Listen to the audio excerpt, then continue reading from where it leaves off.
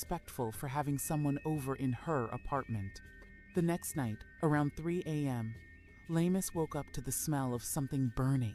Mai was burning dry coffee grounds in a pan. Her face looked dead, and her eyes were pitch black. Lamus was sure she was having a full-blown episode.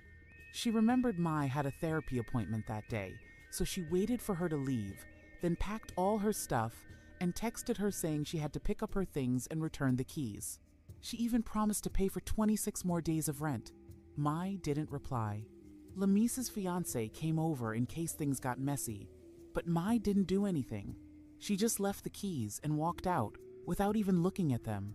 Their old coworkers said Mai moved in with a guy she liked, found a new apartment after a few weeks, and started working again. Lamus was so relieved. But in January, one of them said Mai had called and said something super creepy.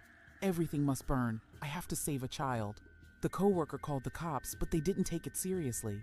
Later, Mai burned down her entire apartment because the voices in her head told her everything had to burn. The neighbors tried to stop her, but she fought them off and went back in, pouring gas to make the fire worse.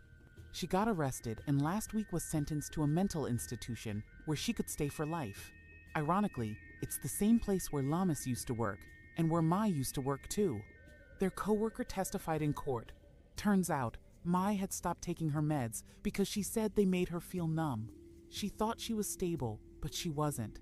Even when she was living with Lamus, she was off her meds. All those blank stares? They were the beginning of an episode. Burning the pan? Also an episode. That night at the bedroom door with the knife? That could have been the end of Lamus's life. Or her cat's.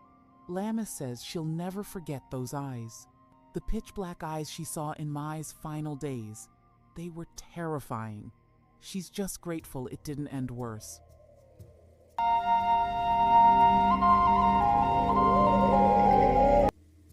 I used to work at Chuck E. Cheese when I was in high school.